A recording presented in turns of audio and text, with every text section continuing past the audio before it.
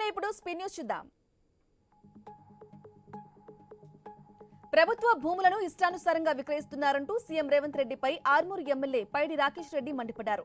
నిజామాబాద్ జిల్లా ఆలూరు మండల కేంద్రంలో రైతు వేదికలో కళ్యాణ లక్ష్మి షాదీ ముబారక్ చెక్కులను ఎమ్మెల్యే పంపిణీ చేశారు.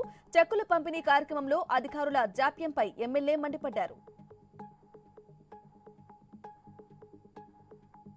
డాక్టర్ బిఆర్ అంబేద్కర్ కోనసీమ జిల్లా మండపేటలో వలసలు కొనసాగుతున్నాయి. కేశవరంలో పెద్ద ఎత్తున పలువురు వైసీపీ నేతలు టీడీపీలో చేరారు. ఎమ్మెల్యే వేగుళ్ల జోగేశ్వరరావు సమక్షంలో టీడీపీ కండువాను కప్పుకున్నారు. వీరందరికీ ఎమ్మెల్యే కండువాలు కప్పి పార్టీలోకి ఆహ్వానించారు. సికింద్రాబాద్ గాంధీ ఆసుపత్రిని రాష్ట్ర మానవ హక్కుల కమిషన్ సందర్శించింది. Commission chairman justice Shamim Akhtar ఆధ్వర్యంలో బృందం గాంధీ ఆసుపత్రిని సందర్శించారు. గాంధీ ఆసుపత్రిలో రోగులకు అందుతున్న వైద్య సేవలను రోగులను అడిగి తెలుసుకున్నారు.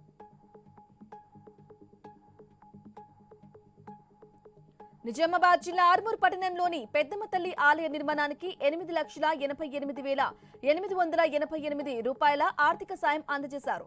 ఆర్మూరు పట్టణానికి చెందిన అడ్ల భూమయ్య రేవతి దంపతులు ఆర్థిక సాయాన్ని అందజేసి ఆలయ అభివృద్ధికి మరింత సహకారాన్ని అందజేస్తామని తెలిపారు. ఈ సందర్భంగా ఆలయ కమిటీ నిర్వాహకులు పలు సంఘాల సభ్యులు దంపతులను అభినందించారు. క్షౌర సంప్రదాయం ద్వారా సమాజానికి సేవలు అందిస్తున్న నాయి బ్రాహ్మణుల క్షౌర వృత్తిలోకి కార్పొరేట్ శక్తులు, ఇతర కులాలు, ఇతర మతాల వారు ప్రవేశించి నాయి బ్రాహ్మణుల బ్రతుకు తెరువు దెబ్బతీస్తున్నారని నాయి బ్రాహ్మణ జన జాగృతి తెలంగాణ అధ్యక్షుడు బాలకృష్ణ మండిపడ్డారు. క్షౌరశాలలు ఏర్పాటుకు కుల ధృవీకరణ పత్రం అనుమతి తప్పనిసరి చేయాలని అధికారులను డిమాండ్ చేశారు. నగర్ కర్నూలు జిల్లా రాయలకండిలోని చెన్నకేశ్వర స్వామి ఆలయంలో గర్భగుడి ముఖద్వారం వద్ద గుర్తు తెలియని దుండగులు తవ్వకాలు చేపట్టారు. దేవాలయంలో తవ్వకాలకు పాల్పడిన వారిని గుర్తించి కఠిన చర్యలు తీసుకోవాలని స్థానికులు డిమాండ్ చేస్తున్నారు.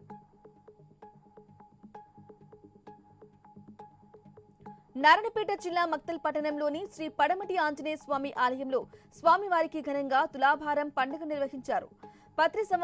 ప్రతి సంవత్సరం కార్తీక మాసంలో వచ్చే పౌర్ణమి రోజున ఆంజనేయ స్వామికి భక్తులచే కానుక రూపంలో తులభార కార్యక్రమాన్ని నిర్వహిస్తారు. కాగా ఈ ఏడాది భక్తుల